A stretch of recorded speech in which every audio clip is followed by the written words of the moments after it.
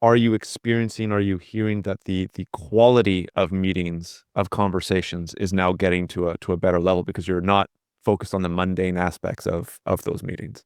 Right. Yeah, you're not distracted and being like, "Oh, crap, I need to try to, like, write that quote down." That's what burned people out, right? That Zoom fatigue was not just being on meetings and having to be present and, smile and overanalyze how you look in the mirror sort of thing the whole time, but also 'cause you're running this constant baseline stress about, "Am I missing something? What should I ask next?" That while I'm also I'm trying to multitask. I think a lot of folks are like me, like, I always tell my girlfriend, like, "I don't actually multitask." I like rapidly switch between things, right? You know, but yeah, so we hear that a lot, and I think that's a very common. I think that's just human nature to be not great at Mhm. doing multiple things at Mhm. once. The other thing I think we help people do is like we have some other features that actually we're trying to and we're trying to add more of these. Where how does the AI help you be a better meeting participant, especially in like one-on-one meetings, especially if you're like sales or consultant. Like I think what I hear a lot of is we have this whole like monologue warning where like if you talk for more than like 90 seconds, it'll just show up in the corner of your screen. It's yellow. It's not in your face. And it gives you like a countdown, like, oh, by the way, like you've been talking for 2 minutes sort of thing. Mhm. Um, and I think that's really nice.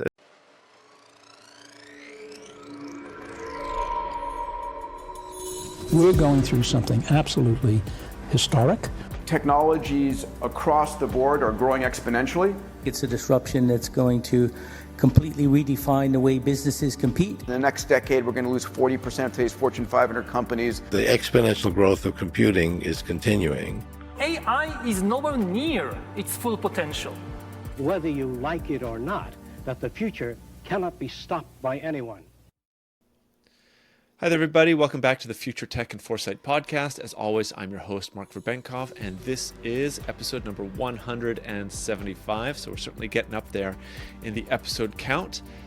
Today's episode is one that I've been sitting on for a while. We recorded it right before the holiday break, so I'm very happy to finally publish it. It's one episode that I think many of you, I would actually say every single person would get some value from listening. We're going to be focusing on AI's role in meetings. I'm lucky enough to have on the CEO of Fathom. That's the AI note-taking app that I know many of you have used or at least tried out, and several of you are continuously using. So, more than anything, I think that after this episode, for those of you that aren't using it continuously, I think that you'll get inspired to use it in your day-to-day activities. So before I introduced today's guest, I do want to touch on some of the discussion points that we have in the episode. Obviously, the main one is AI's role in meetings, and talk about how AI has the potential to transform meetings into more efficient, and most importantly, which I think comes up in the discussion quite a bit, how these meetings can be a little bit more engaging because you're actually reducing the manual tasks that you have to, note-taking, etc., that you have to do throughout the meetings that we all have in our professional work. Another one is a little bit more far-reaching or a little bit more of a general concept here, and that's AI's impact on business efficiency. So obviously this stems from meetings, but it kind of goes beyond to the larger organization, which I think is really interesting. And Richard, my guest, makes a couple very interesting points. We obviously talk about the future of AI in workspaces near the end, which is always something that I like to talk about on the podcast.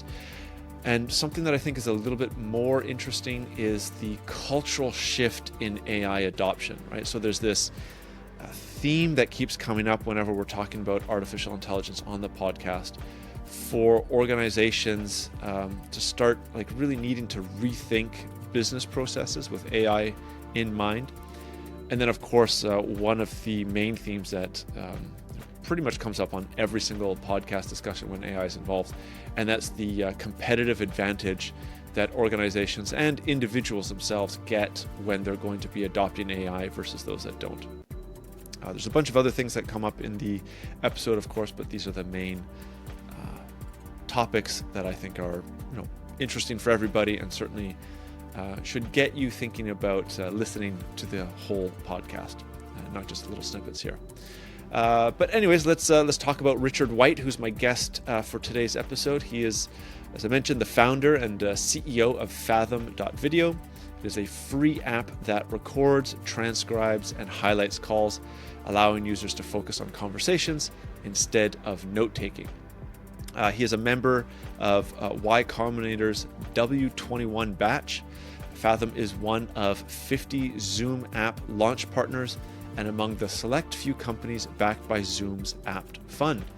Prior to Fathom, Richard founded User Voice, which is a leading platform for managing customer feedback, widely recognized for creating the iconic feedback tabs on millions of websites. He is, of course, passionate about building intuitive productivity tools with delightful user experiences. And I think that as it will become very apparent for all of you, he is obviously well-versed, very knowledgeable, and it was an absolute pleasure to have him on the podcast to share his insights on AI, how it's transforming meetings, and of course the future of AI and all of the kind of ramifications it'll hold. So I hope that you get some value out of this interesting episode as much as I did. Thanks again. Hi there, Richard. Thank you very much for joining the podcast today. I've been, as we mentioned before recording, I've been very much looking forward to having you on the podcast and talk about your guys' very, very interesting product as it fits into this new kind of crazy world of AI that we're all living through and experiencing. Thanks for taking the time to speak to me today. Thanks for having me on. I'm excited to be here. Yeah. So what got you into artificial intelligence and I guess we can say saving everybody's time in meeting and taking notes? How'd you, what journey did you take to get you here? Yeah, I think, no one likes trying to have a conversation on like a Zoom or Google Meet or something like this and trying to be heard, really like writing or typing notes at the same time.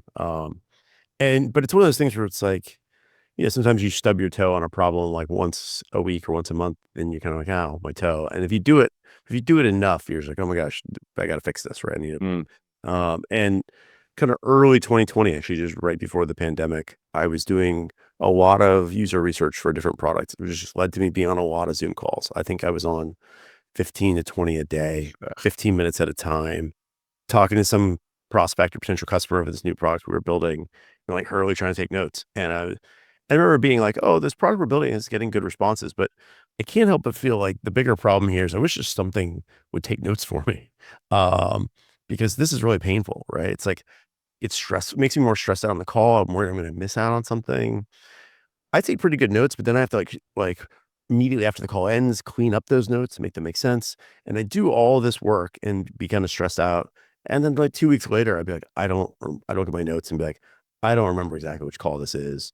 And more importantly, when I try to like share with my team, here's what I learned on these meetings and these research calls, the notes just were like a really poor facsimile for like the experience I had, right? Like so much got lost in translation, right? Someone gets really excited about something, really frustrated. It's just like a bullet point, like, oh, they were frustrated by this. And it just didn't feel as good. So, that's kind of what started me on this now 4-year-long journey to bring AI into our meetings and offload, the note-taking to AI and, so that we can focus on just having a conversation. Well, that sounds perfect. I was a consultant in Barcelona in a previous life, and the first, I'd say, 2 months, you kind of have to go through being a senior consultant, kind of note taker during meetings. So, Right. like luckily I was there for many years, and I had a couple junior consultants doing the same thing for me at the very end. But it is very painful, and I think that this is something that whether we said it out loud or we were all thinking about, is like there's millions, if not billions, of people on the planet that want something like this for time immemorial, right? It's just we don't want to take these meeting notes anymore. I mean, there's multiple paths we can go down, but what have been some of the kind of early feedback you've been getting? I mean, I think most people listening to the podcast already know about Fathom. I don't know if you want to talk about the product itself a little bit, or we can just dive into like the ramifications, kind of the interesting things. Sure. Yeah. For those that don't know, Fathom is a free AI note taker. Joins your meetings again, Google Meet, Zoom, Microsoft Teams. Kind of records, transcribes, and takes notes for you. And what's been really exciting about it, I think, in the last year, if you haven't tried it recently, is AI has progressed so much in the last 12 months where, we started off taking, I think, okay, like actually in the beginning, we didn't have any AI. It was just a transcript and a recording. And we always had this thesis in the business that eventually, once the AI gets really good, we will then add that into the mix, right? That was, I think, the big foresight in the business was knowing in 2020 AI was going to get better and building all the other stuff first. Like we're going to build the recording infrastructure, which is actually really hard. We're going to build, get it in the hands of a bunch of folks. We're going to make a good desktop app, and at some point, we're going to have a really good transcript and a really good recording, and then we're going to be able to just give that to an AI. It's going to write really good notes. And starting about last fall, when we got to like GPT-4 level AI, it now can write almost better notes than anyone else I know, right? Yeah. And so I think that's been kind of the big shift this year. It's like, oh, it can now not only write really good notes, it can pull all the action items out of the meeting. It's pretty accurate about it. And what's kind of fun is also we've got it to a place where it won't just give you notes, because I feel like what you don't always want, I don't necessarily want the notes. The notes serve as like a table of contents for me to get back to the part of the meeting I care about or find which parts I want to share with my team. And so like we give you notes, and almost every line in those notes you can click on and go watch that part of the discussion. Yeah. And so that's kind of, I think, what we found is, really kind of blows people away. They're like, oh my gosh, these notes are so accurate. And now it kind of changed the way you work. I have a meeting and I don't think about that meeting until the next time I meet, because all the stuff gets automatically put in the right places, and, I sends the clips off to the right people and whatnot. And so, it's really kind of cool. Also, we use it as a team. So, I'll have like I'm interviewing someone, and my, recruiter interviewed them a few days prior. I go watch parts of that recording, and people are amazed because I jump in that meeting. I'm like, great, got to watch your interview with the Lumen, and you asked this question. Let's go deeper on that. And people are kind of like, whoa, it just feels like I picked up the conversation right where the other one left off. And so I think in some ways it feels like it gives me a superpower. People think I have an amazing memory.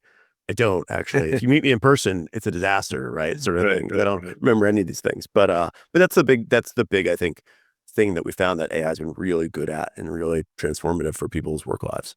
I was going to ask this a little bit later on in the conversation, but I think it kind of makes sense now. Like, okay, it's been a number of years since I lived in Barcelona and was, that junior consultant, if you will. Do you have like any kind of stats or data on just how much time is being saved for people?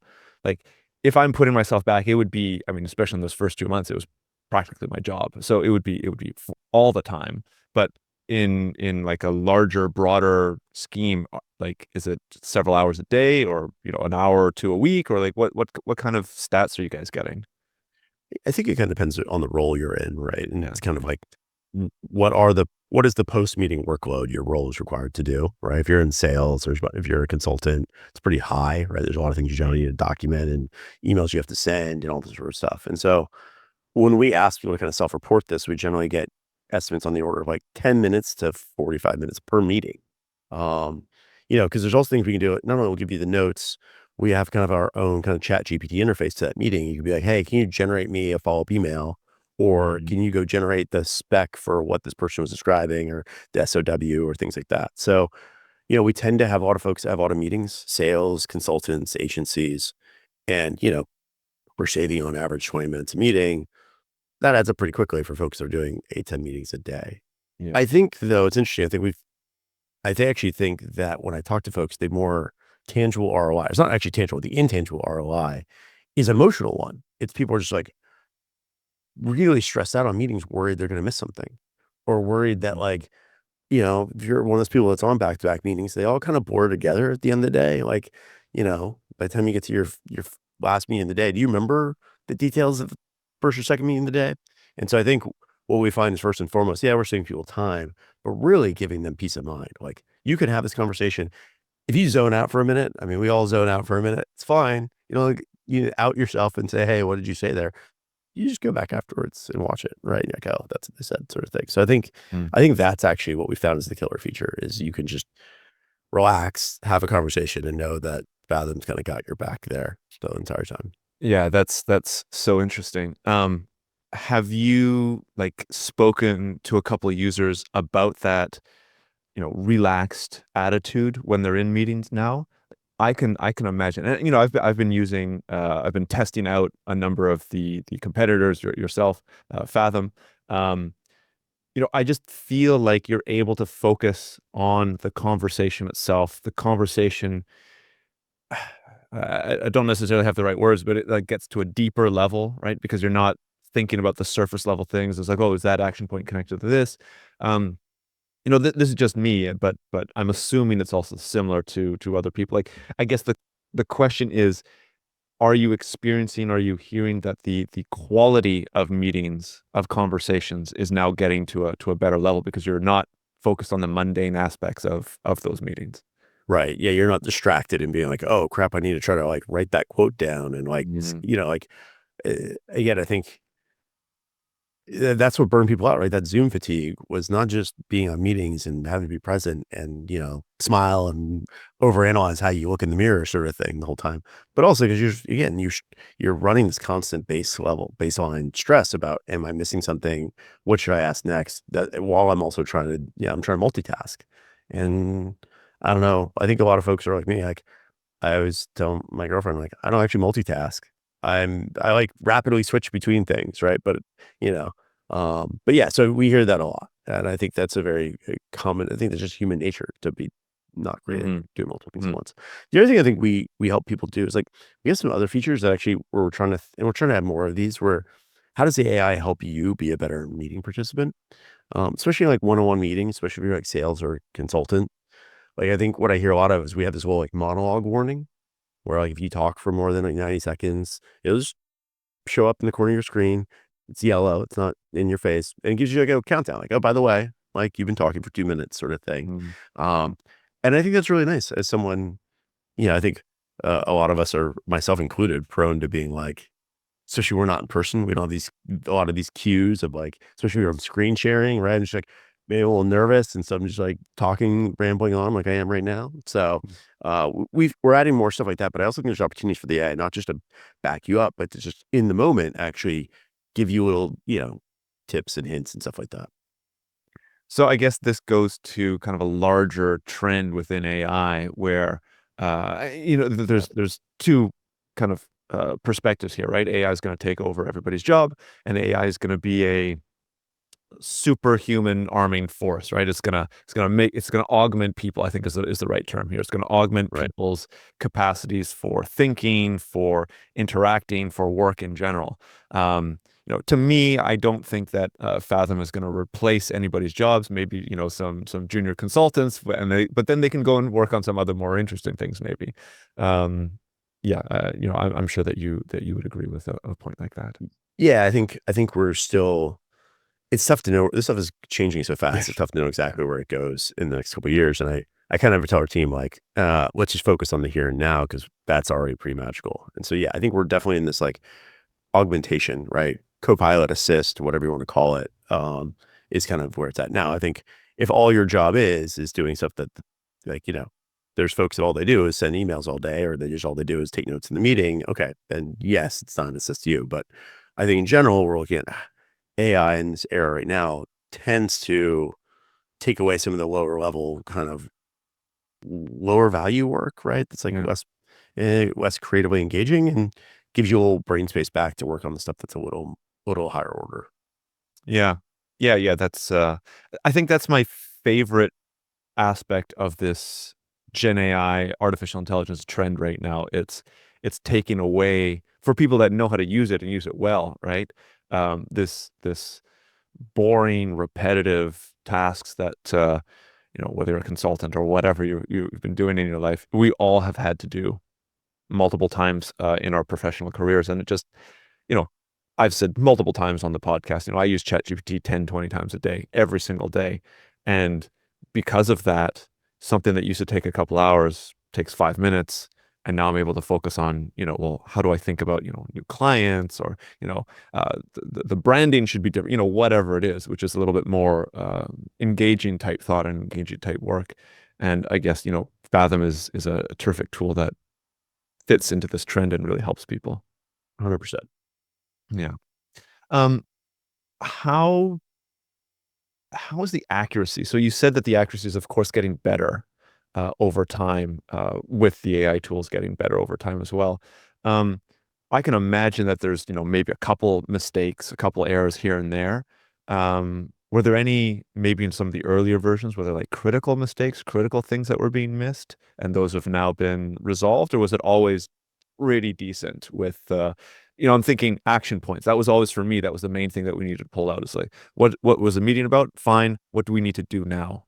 Were some of those missed maybe in the earlier versions? Yeah, in the earlier days, but there's this phrase garbage in, garbage out, right? And so the AI is only as good as the transcript you give it. And so first and foremost, you have to give it a really accurate transcript. And actually the part of the transcription that's hardest, well, there's two parts, right? One is who said what. It's technically called speaker diarization, but it's kind of uh, that historically is really hard to do. And usually we get inaccurate, especially when people are going back and forth. Mm. And then the other place that historically was hard is like getting specific vernacular, like your company's name, your company's like feature names, name of your competitors, right? Like, especially we're talking about, web products where they all have weird names to contort themselves into some .com, right? Right. Like, Sure, oh, sure. it's exactly, but it's XACTLY, right? Like it's stuff like that. So one was, we spent a lot of time before there even was AI on like transcription quality and how can we get clever to augment the transcription AI. That stuff's kind of come a long way. I still think there's probably some improvements we're going to make soon around some of these, like I said, specific vernacular to your team. That I'm pretty excited about, but it's pretty good. And then on the AI side, when it comes to like the AI writing the notes for you or writing the summary for you, I think in the early days, more in the ChatGPT 3 era days, you had a lot of concerns about hallucinations and things and making up things. That's largely gone away, with the newer models and just with some better safeguards around those models. And so we don't really see that much anymore. And what's also nice is, the summary kind of also can craft over gaps in the transcript, right? Like it's kind of like, they show that thing where like you read a sentence or you read a word and the first letter and the last letter are correct, but they jumble the ones in the middle and your brain still knows what it means. Yeah. Kind of a similar thing happens with this where like if I give you a transcript of a 30-minute meeting and I ask you to turn it into a 2-page set of notes, any of the like things where it gets wrong are generally like little words that don't matter, right? And it gets the big concept sort of thing. So by the time you get to the summary, let's say we've got 95% accuracy on the transcript, we probably end up with like 99% accuracy on the summary because what the transcript gets wrong is like ums and ahs and like little filler words or phonetic misspelling sort of thing. So it's actually gotten really, really good now, like way better than it was a year, 18 months ago. Right. And, with the exponential growth of tech, give it another year, 2 years. Yeah. Right. Those mistakes will go away as well. So I try to keep the conversations a little bit lighter and interesting, but there's always the data privacy and security and taking people's data. That's just always a trend. That's always a conversation whenever we're talking about specifically AI, but any kind of real emerging technology. How do you guys deal with that? Simply put. Yeah, I mean, I think we're fortunate in that my last company I started is a company called User Voice. We handled user data, PII, right? Personally identifiable information for really big companies. We were a platform that collected product feedback, and we did that for 20 products at Microsoft, including Xbox, including Word, you name it. We did it for Intuit, we did it for Netflix, we did it for Meta, and so we had to it forced us to have like really good security, compliance, hygiene, and just and then a lot of the core Fathom team is from that company. Gotcha. And we kind of said like early on, it's kind of interesting. Like, we had a lot of theses around like what we need to do to make a great product, but we knew there was like two things that were absolutely table stakes. One was reliability, and the other one was basically, security and confidentiality, right? The reliability one was actually interesting. I mean, it took us really a year to build the first version of Fathom that we really we're proud of and can put out there. Like we didn't we built, and that's kind of rare now. Usually you have these folks that like build something in 3 weeks, get it out there, iterate. It's kind of messy, whatnot. Yeah. We had a private beta, but we had a handful of folks in, but like getting this thing to record meetings, these meetings there's so many different ways you can create a Zoom or Google Meet. And like, it's actually a very complicated process. And there were some other companies doing things similar to this. And the number one complaint we got when we talked to the users was, well, it only works like 2 out of 3 times. And we were like, oh, that's not acceptable, right? If you want a thing that's going to replace note taking, if I'm going to offload this core job function that I do, it's got to work every time. And so we spent a lot of time on that. And we also spent a lot of time in parallel as we're building out the reliability, focusing on security. We actually there's a thing called SOC 2, which is the gold standard for security and compliance, that like you bring in a third party auditor, they look at all your systems and say, okay, like you are doing security best practices. Usually that's something where you start up your company and 3 or 4 years in, you're getting some enterprise customers, and then you go through that process. That's what I did at User Voice. At Fathom, we did that process before we even launched. We knew it's such sensitive data. We're having your meeting recordings, right? Like such sensitive data that you're gonna want to know from day one that even though we're a startup, we're not, some of these more kind of fly by the seat of their pants startups. You're gonna want to know, these are experienced operators that have done this before, and they're bringing a third party auditor to approve it, sort of thing. So yeah, like table stakes kind of stuff. And I think, you have to, that's like when you think about your startup, you got to think like, I always talk about like founder, like product fit, right? Like, are you in a good position to build this product? And I think because we had that experience selling to all those large companies, we actually were more than other folks. Okay. Well, I'm relieved to hear that. So I'm now comfortable with Fathom. One kind of, maybe a bit of a different question. If I don't know about some of your competitors, if they're thinking along the same lines as you. I'm sure some of them are. If there's going to be, which there's obviously going to be more of these coming out over time. If there's going to be one of these tools that is built for the purposes of capturing user data and selling it to third parties, and the news gets out, I'm thinking like a Cambridge Analytica moment or something like that. Mm-hmm. I would think it would kind of taint your entire ecosystem, your entire industry there. Have you guys thought about, I mean, maybe you can't really necessarily do anything about it, but have you thought about what kind of impact that would have? Would there be, less desire to use these tools, or is it just such a powerful thing to use that saves so many people's times that they're going to be like, okay, take my user data and, just save me, 20 minutes every single day or something like that? Yeah. I mean, this is kind of like why we also minimize, like we built a lot of our own infrastructure. Like we don't use many third parties to run the service, especially in the core pipeline of like recording your meeting, transcribing it. Almost all that stuff is done in house. Okay. Because we want to limit, we vet our vendors. Like we generally work with like vendors actually that are much bigger than even we are, right? Like Google and stuff like that, to kind of minimize that risk. The risk I actually think more about is there are some vendors out there that are, kind of allowing you to do like one-way recording, where you can record stuff client side and the other person doesn't know you're recording. We get asked that a lot, like, hey, can you make it so that I can record without the other party knowing? And our answer is no. And because technically it's possible, right? Like people can build that functionality. You can, you could set up you could turn on your phone to record on your desk today, sort of thing. Sure. But we think about like, the brand risk associated with that. So we always have a bot in the meeting. It's always displaying a big banner where there are APIs for us to trigger, like in Zoom, there's a standard like this meeting's being recorded. We trigger that. We do all those things because I think it's really important that everyone in the meeting knows that it's being recorded, right? And that's another big service area we saw, which like people want full control of that. There were some other vendors that are like, the bot just joins and you can't kick it out, and like kick it out, comes right back. And we always gave our users a lot of control. You can decide when the bot joins the meeting. It'll generally follow you in. You can kick it out anytime, bring it back in. You can go off the record for a minute, right? Fabulous. Yeah. After the meeting, you can redact single sections. Like I think it's super important that people have strong control over this stuff, right? Because I think there historically was some hesitation about like, oh, do I want to be recorded? I think now once people get the value of like, oh, if everyone in the meeting is getting these notes, we're all happy to be recorded as long as we also are aware that's happening and we have control over it, right? And so I think that kind of like disclosure is something people thought users wouldn't like, but people actually really do like that, right? And we've leaned heavily into that. Okay, great. Well, let's move on. Thanks for that. Yeah.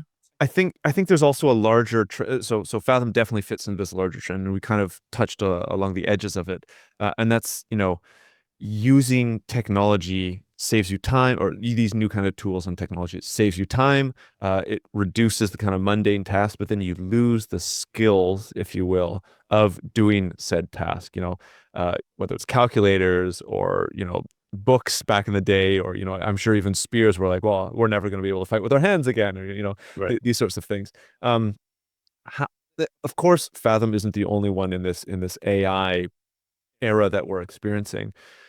Have you heard any concern, or have you thought about this a little bit of, okay, we're in meetings all the time, we're going to be utilizing or dependent upon Fathom and tools similar to Fathom, and we're going to lose the ability to think about what is transpiring while taking notes, similar to how, most of us can't do math anymore because we now have a calculator on our person all the time. How do you think about that?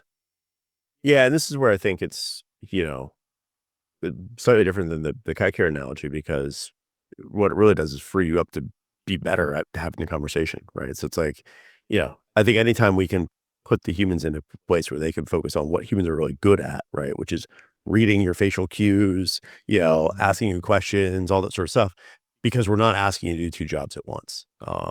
So, because before we were asking you to be like a court reporter, stenographer, and, someone having a really engaging conversation about a project or a demo or something like that.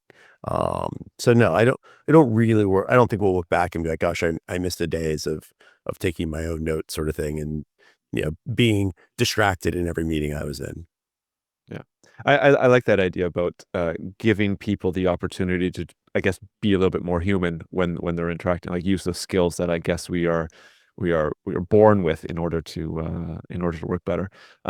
How about connected to this, a little bit of a different idea. You talked a little bit about people zoning out. Mhm. If an AI is recording the meeting all the time, and say the meeting has five people and there's only really two people talking, do the other three people not just, oh, I'll listen to the notes later and zone out and miss the meeting? I would assume that this is going to be a bit of a larger trend as time goes on, as these tools are become a bit more ubiquitous. Thoughts on that? I actually think this is something where, though we're software for meetings, paradoxically, I think long term we're going to help you have less meetings, Mm, especially internally, right? I think, you know, a lot of our focus right now is on, helping you when you're on a customer call, a client call, that sort of thing. But you're right, when you get these internal meetings, especially in like this like remote or hybrid world, but even historically, we had this saying, always like meeting inflation, right? Like meetings never tend to get smaller, right? It's like they just grow until someone's like deletes the meeting and creates something new. But there's a lot of organizational inertia that you have to go against to delete a meeting and build over from scratch. It tends to be like, oh gosh, we really, this one part of this meeting, Tim really needed to know about. Gosh, now poor Tim is going to get invited to that meeting for time memorandum, right? Like he's always going to be on that meeting, even if Tim is never needed again. And so I imagine this future that I'm really excited about, where you actually want less meetings. And if like, hey, we're in a meeting and Tim needs a notes part, we can just like, hey, Fathom, make sure Tim gets the snippet of the last 5 minutes discussion, because I think he'll really die. And like we're not that far away from you even just be able to speak that into existence in the meeting, right? And similarly, like you can also just you can imagine a world where we're auditing meetings. Like we kind of envision some of the stuff we're building towards, like, I'm going to give you a 5-minute highlight reel every day of the meetings that you didn't attend that have things that we think you will find interesting, right? Um, mm, and I think that's a really exciting moment where like that's the challenge with meetings, right? It's just like meetings are there to kind of are one of the best ways we disseminate information in an organization, but they're kind of clunky, right? Because, you know, unless you are the person running the meeting, is more than 20% of that meeting really apply to you? A lot of times, no, right? And so I think we're getting a place where we can kind of deconstruct these meetings, or, decompose them into the different discussions that happen in them and get them out to the right folks. Um, right. and I think I'm really excited about that, right? You can imagine like, oh, Tim missed this one part, but great. Now Tim didn't have to sit in that hour meeting. He just watched a 5-minute clip. And then Sally, who sit next to him, actually need to know that too. And you just forwarded to Sally. Oh, Sally, you check this out. Like, I just think there's this world where we can kind of asynchronize the synchronousness of meetings. That's super cool. That's super cool. I think it's Tesla. It might be Amazon where they have this policy if you join a meeting and the first 5 minutes aren't relevant, you go through the table of contents of what you're going to talk about is not relevant. You can literally get up and walk out of the room and say, "Not relevant. I've got other work to do." It might be Tesla. I can't remember exactly. Um, yeah, that can't wait for that future, to be honest. Um, I was thinking also, so I mean, Fathom is of course focused on meetings right now. Is there any future scenario where it turns into a bit of a personal assistant that's not in meetings, but it's working like, I've got four screens here, right? I'm going crazy with this new company that I built. It's very exciting, but there's a lot of work to do. I have ChatGPT up here all the time. Is Fathom going to be part of this, personalized AI assistant that you can speak to, like you can have actual conversations with it, outside of meetings, inside of meetings, and it kind of understands, you're talking about multiple different meetings throughout the day. It says you should be aware of this, you should be aware of this, even without being in it. But is there a near future where it's aware of like your whole workday and it says, don't forget this, be aware of this, and then it's also connected to the meetings, so it feeds in that. Like this is I think what all of us tech nerds are dreaming of, right? Constantly, it's some very bright, interesting, maybe there's some terrifying future, but I think it's fascinating. Yeah, I mean, I think we started off with the goal of, hey, what's the most painful part of my day? And it was taking these notes. And then we kind of went from like, oh, we're not only here to help you take notes, we're here to help you have a better meeting, right? So the things like the monologue alerts and whatnot, and now being able to like disseminate information like we just discussed. And then I think we're starting to like expand that from there into like, obviously, how do we help you after the meeting? Like, you'll automatically log the data in your CRM if you use that. We'll automatically push it to Slack if you use that. We'll write the follow-up email. We're thinking about like, how do we help you prep for the meeting? How do we give you a summary of like all of your recent correspondence via email and recent meetings you had and sort of thing. So it's hard to say exactly where things will go. I think everyone's kind of building from different directions. I mean, we're starting from the meeting. How do we help you before, during, and after the meeting a lot? But for a lot of us, like meetings are a lot of what we do, right? And so, if all you were was assistant just for meetings, it's a pretty big surface area unto itself.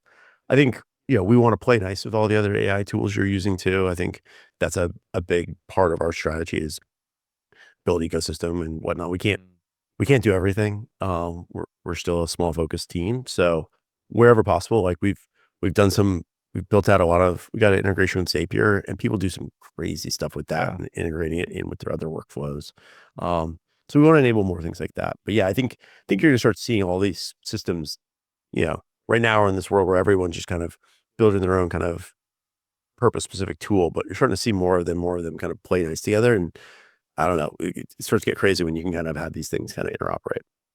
Yeah, I think the interactions with either other AI tools or other systems that you have, and then the ability to integrate with that, I've seen some of these crazy people with their Zapier integrations. It's almost like they're living on another planet, really, with what they're able to do in such a quick amount of time. It's fascinating.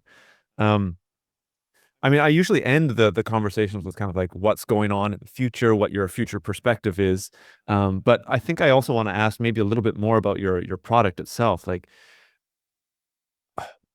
what are some of the challenges that you see over the next, say, 6 months, or hurdles that you guys have been struggling with to either get this out to more users, or is there like a key functionality that you want to integrate, but it's a little bit, buggy or something like that people are looking for? Just kind of get a little bit of a sense of what's going on in your company as well in that sense. Sure. Yeah, it's an interesting product. I mean, I've been building software products for 20 years, and for most of that time, your roadmap was kind of driven by your own desires, right? You're like, oh, we want this thing to exist, and like there weren't generally hard technical challenges, right? And a lot of these SaaS products, it's like, oh, I want a workflow that does this, or I want an integration does this, and it's just a matter of putting the effort into it. Mm. It's not true with tools like Fathom, where we have a whole R&D team that just spends all their day kind of playing with various AI models and figuring out like, okay, what can the latest AI do that the ones that came out 3 months ago couldn't do, right? And so we have like this kind of wish list of all these things we'd like to do, but it's not, we don't get to choose sometimes which order we do them in. We kind of, okay, now, this one got unlocked by the latest, Anthropic model or things like that. And so what I'm really excited about is that like we're getting to this place where like right now Fathom can do a very good job on a meeting, right? It can take great notes. It can pull out all your action items. It can fill all the information out post call. It can generate it can do everything for a single meeting. But when you ask it, like, give me trends across the last 100 meetings, it's a lot harder to get high quality answers, right? Some vendors will claim they can give you an answer, and that's always a trick with AI. It's pretty easy to get it to give you an answer, but to give you like a really high quality answer is kind of hard. But we're getting really close to that, to this world where we can just start saying like, hey, I want to be, tell me that, I can search for semantic things like, hey, what's any time a competitor got mentioned, right? Or this competitor got mentioned in the last 3 months, and like, what was the sentiment around them, right? And a lot of our push now is not just using Fathom as an individual, but as a team. So you can kind of have a team workspace, and you can imagine how valuable that would be to a founder or a manager, where you can start asking these questions like, hey, were there any times where we got pushback from a client and we didn't have a good answer? Or just tell me all the moments where a client got frustrated on a call, or Yeah. tell me about any like heated debates we had in any internal meetings. We're really close to the AI being able to not just like find that stuff for you. It understands tone, understands like the meaning of that. You don't have to search for keywords like you used to. And not only that, but will be able in the future to like notify you in almost like near real time when that stuff happens. That was one of my favorite features early on. It's like we had a button in the app where you could like take a moment. Like if I'm in a meeting, you ask me a question, I can click a button in Fathom. You can still is today, and it can be wired to like a Slack channel. So if you ask me a technical question I didn't know the answer to, I click the button, and within 30 seconds, someone monitoring that Slack channel can watch your question and will Slack me back the answer. And then I seem like really smart on the meeting, right? Right. Now we're getting a place where like the other party can do that. Where you can just say like, hey, I just want to know in real time, if there's some competitor objection, or maybe there's a pricing discussion going sideways. I'm a sales manager. Wouldn't I love to know about that before they got off the meeting? And, like, oh, like, hey, Tim, I can message Tim, looks like you guys are having a rough conversation about this. Do you mind if I join? Right. Like, it just opens up so many crazy things, right? Where like it used to be this whole, we have to end the meeting, have to tell someone, escalate, discuss, da da da. Da. No, we can just get it done before you even get off the line. So there's a lot of fun stuff there coming. That's wild. Yeah. Fascinating and terrifying. I mean, look, I've had many phenomenal guests come onto the podcast talking about, their products, what's going on in the future. And it really does seem to me to sound like if you're a business and you're not using AI and your competitor starts using 1, 2, 3, 4 of these tools and gets the internal culture of how, because you have to learn how to use AI. It's not just, plunk it, give it to, a new salesperson. Oh yeah, it's fine. It solves all these things. There's, training, there's understanding like how models respond. But to me, it sounds like if you're not already on that path now, you're already getting left behind. And the time savings and the efficiency savings that you're getting with, I mean, just Fathom, but not to mention 3 or 4 other tools that your team is using. I mean, competition has no chance. There's no chance. I think, this is the biggest innovation wave of the past 30 years. I mean, I've had a talk track internally that I think AI is going to do the operational side of businesses, what open source did for software dev. What open source did for software dev is, go back 20, 25 years, it used to cost millions of dollars and take, 5, 10 engineers just to stand up a website and make up theirs. And now you can do that in a weekend you can do it in an hour sort of thing. Yeah. But you still have these software companies that had giant sales teams, operational teams, support teams, you name it. And now I think there's this opportunity. I think AI gives you like a 70% efficiency gain there. And if you're right to your point, like I think some people are going to start building, companies where they're 100 million revenue that have 100 employees. Yeah. Apparently I was at the CEO offsite last week. Apparently, Sam Altman they've got this like running bet of like, what's going to be the first $1 billion company that's like a single person sort of thing. Yeah. Right? Yeah. Like, Yeah. I saw that. And so, like, I don't know how realistic that is, right? Sort of thing. Like but you should be, but you're right. It requires a different mindset. You have to kind of think about things differently and be like, because it's easy to just get followed in our current practices. Like, oh, I know the way, especially if you've done this before. Oh, I know what I need. Da, da, da. But no, like you almost have to rethink everything from first principles. Like, oh, is any of this stuff, you could think of an AI almost as being like right now, the current models that we are like a sophomore in college, maybe, right? Right. It's like, okay, when I'm thinking about building out my team, recognize that I have unlimited access to sophomores in college to do work for me, sort of thing. And next year, you'll probably get like PhDs, right? Like, and so you're right. It's a totally different mindset. You have to approach kind of how you construct your business. Yeah. And it's happening so damn fast. If you're talking with your research team, like, okay, what was 3 months ago, and now what is today, and it's already different. How do we implement new things? How do we build new things? And that time curve is only going to shrink, right? It's exponential. Yep. It's going to get shorter and shorter. Yeah, fascinating. Richard, the time is winding down here a little bit. I've loved this conversation. Are there any other things that I should have asked you that I didn't ask you that you want to mention about Fathom before we No, I think lovely discussion? I think this is a great wide-ranging conversation. And you hit on all the key points that we think a lot about. Again, if anyone's listening, would love for you to try the product. It's fathom.video. It's free. We have some paid upgrades for some more advanced AI features, but we have a very robust free product. We always will. That's, I think, something that's really core to us. We think, we just think everyone should have an assistant on their meeting, and so check it out. Let me know what you think. You can find me on LinkedIn. I always love any feedback from new users. So Perfect. Well, I'll have my my video editor add a little bit like a maybe not a tutorial, but something small, some small video about Fathom being utilized. Great. I think people get a bit of a better sense if they haven't used it. But yeah, Richard, yeah, go ahead. It's pretty straightforward. Like, if you use it on one call and you don't love it, find me. I'll buy you a coffee, right? You tell me why, because we feel pretty confident. Like, first time you use it, you will be blown away how good that summary and recording is. Yeah. Cool. Richard, thank you so much. Love the conversation, engaging, and as I have on the posters back there, it's all about the future. It's all about what's happening. So you certainly hit my keywords and the points that I like to have in the conversation. So thanks again for coming on. Glad we were able to have the call, and I'll put up all the website, LinkedIn up on show notes. So looking forward to having this go live and people listening to it. Awesome. Well, it's been fun to be here. Thanks so much for having me. Great, a pleasure.